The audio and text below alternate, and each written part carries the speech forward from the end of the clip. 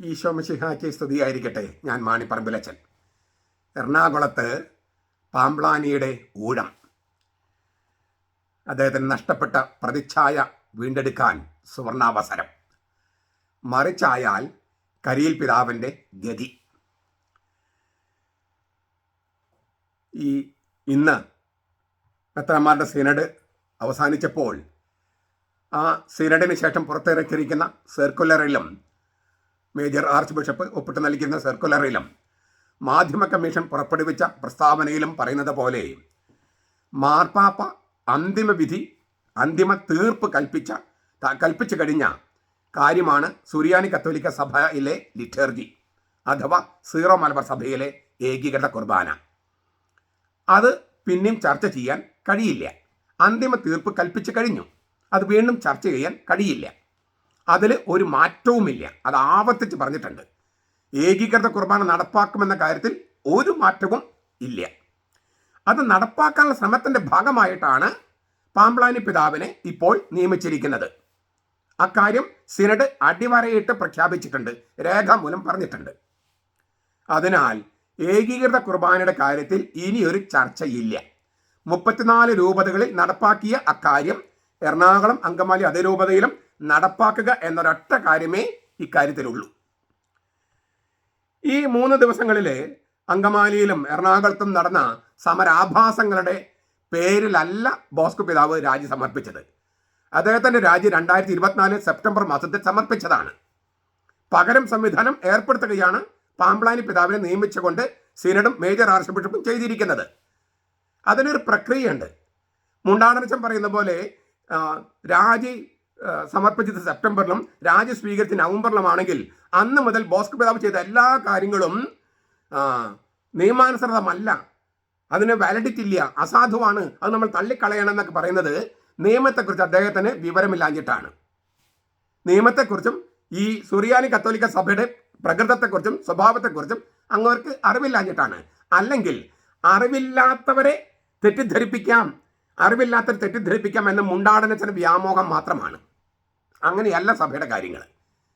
അത് മാർപ്പാപ്പ രാജി സ്വീകരിച്ചതോടെ പിന്നെ അദ്ദേഹത്തിൻ്റെ എല്ലാ പരിപാടികളും അസാധുവായി എന്നൊക്കെ ഇവർ പ്രഖ്യാപിക്കുന്നത്, ഈ മുണ്ടാടനച്ചൻ പ്രഖ്യാപിക്കുന്നത് തെറ്റാണ്. മുണ്ടാടനച്ചൻ തെറ്റാണെന്ന് പറയാനുള്ള ചങ്കൂറ്റം മെത്രാന്മാർ സിനഡ് കാണിച്ചിട്ടില്ല. അല്ലെങ്കിൽ ഇന്ന് തന്നെ പറയേണ്ടതാണ്, മാധ്യമ കമ്മീഷനോ മറ്റുള്ളവരോ പറയേണ്ടതാണ്, മുണ്ടാടനച്ചൻ ഇങ്ങനെ പ്രചരിപ്പിക്കുന്നത് ശരിയായ കാര്യമല്ല. ജനങ്ങൾക്ക് അൽമായർക്ക് സത്യവിശ്വാസം എന്താണ്, സഭയുടെ നിലപാട്, അത് അറിയാനുള്ള അവകാശമുണ്ട്. അത് മെത്രാന്മാരുടെ സിനഡ് അംഗീകരിച്ചു കൊടുക്കണം. തെറ്റായ പ്രബോധനം വരുമ്പോൾ അതിന് ശരിയായ പ്രബോധനം കൊടുക്കാനായിട്ട് മെത്രാന്മാർ സംവിധാനം ഉണ്ടാക്കണം. എല്ലാ ദിവസവും മുണ്ടാടനം അവരുള്ളവരും എല്ലാ ദിവസവും തെറ്റായ പ്രബോധനം കൊടുക്കുക. ജനങ്ങൾ എങ്ങനെ ശരിയായ പ്രബോധനം എങ്ങനെ മനസ്സിലാക്കും? ഇക്കാര്യം തട്ടിൽ പിതാവും പാമ്പ്ളാനി പിതാവും മറ്റു പിതാക്കന്മാരും ഗൗരവത്തോടെ എടുക്കേണ്ടതാണ്. സത്യം പറയുന്ന ആളുകളെയും ഈ സഭയ്ക്ക് വേണ്ടി നിൽക്കുന്ന ആളുകളെയും സഭയ്ക്ക് എതിരായി നിൽക്കുന്നവരെയും ഒരേ തട്ടില് ഒരേ ത്രാസില് തൂക്കി നോക്കുന്നത് ശരിയായ നടപടിയല്ല. ബോസ്കോ പിതാവിന്റെ നടപടികളെ മെത്രാന്മാരും സത്യവിശ്വാസികളും അങ്ങേയറ്റം ശ്ലാഘിച്ചിരിക്കുന്നു. അത് ഗംഭീരം തന്നെ.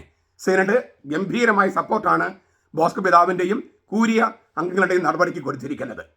എറണാകുളം അങ്കമാലി അതിരൂപതയ്ക്ക് ഒരു നാഥനുണ്ടെന്ന് ജനങ്ങൾക്ക് തോന്നാൻ തുടങ്ങിയിരിക്കുന്ന സമയമാണിത്. അതേ പാരമ്പര്യം പാമ്പ്ളാനി പിതാവ് തുടരുമെന്നാണ് സഭയൊന്നാകെ വിശ്വസിക്കുന്നത്. ഏതായാലും ഏകീകൃത കുർബാന നടപ്പാക്കുക എന്ന കാര്യത്തിൽ നിന്ന് മേജർ ആർച്ച് ബിഷപ്പിനോ പാമ്പ്ളാനി പിതാവിനോ ഒരു ഇഞ്ച് പോലും പുറകോട്ട് പോകാൻ കഴിയില്ല. ഒരു മെത്രാനും കഴിയില്ല. അത് മാർപ്പാപ്പയ്ക്കെതിരായ തിന്മയാകും. അത് പറയേണ്ടത് തന്നെ അറിയാലോ.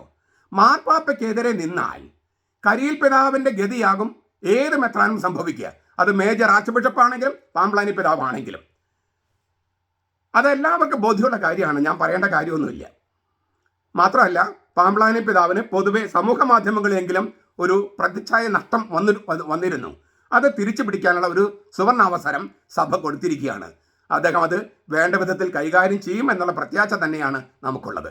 അതിനാൽ ഈ വിമത വൈദികര് പ്രചരിപ്പിക്കുന്നത് പോലെ അവരുടെ സമരത്തിൻ്റെ നിരാഹാര സമരത്തിൻ്റെ ആത്മീയ ഉൽപ്പന്നമാണ് ബോസ്കോ പിതാവിൻ്റെ രാജിയും പാമ്പ്ളാനി പിതാവിൻ്റെ ഉയർച്ചയും എന്നുള്ള വ്യാഖ്യാനമൊക്കെ തെറ്റ്. അവർ തന്നെ പറയുന്നത് സെപ്റ്റംബറിൽ രാജി സമർപ്പിച്ചു എന്നുള്ള കാര്യം അവർ അംഗീകരിച്ചിട്ടുണ്ടല്ലോ. ഈ സമരം നടന്നത് ഈ കഴിഞ്ഞ ദിവസങ്ങളിലാണ്, 2025 ജനുവരിയിലാണ്. അപ്പോൾ ഇവരുടെ സമരത്തിന് മുൻകൂറായിട്ടുള്ള ആത്മീയ പ്രതിഫലം കിട്ടുമായിരുന്നോ? താരത്തിന് തരം നുണ പറഞ്ഞ് ഈ ജനങ്ങൾക്ക് ബുദ്ധിയില്ല എന്ന് കരുതിയിട്ട് തെറ്റായ വ്യാഖ്യാനങ്ങൾ കൊടുക്കുകയാണ് വിമത വൈദികർ. അത് നിയന്ത്രിക്കാൻ സഭ, പാമ്പ്ളാനി പിതാവും ശക്തമായി നടപടികൾ എടുക്കും എന്നുള്ള പ്രത്യാശ ലോകത്തിന് മുഴുവനുണ്ട്. സുറിയാനി കത്തോലിക്ക സഭയ്ക്കുണ്ട്. സഭയെ നാറ്റിക്കുന്നത് വിമത വൈദികരാണ്. അവരത് ക്രമസമാധാന പ്രശ്നമായി മാറ്റാൻ ശ്രമിക്കുന്നുണ്ട്. അതല്ലാതെയാക്കാനുള്ള എല്ലാ സഭയുടെ സകല സംവിധാനങ്ങളും സർവ്വസന്നാഹങ്ങളും ഉപയോഗിച്ച് നടപടിയെടുത്താൽ 3 മാസം പോലും വേണ്ട ഈ പ്രശ്നം പരിഹരിക്കാൻ. 3 മാസമൊന്നും വേണ്ട.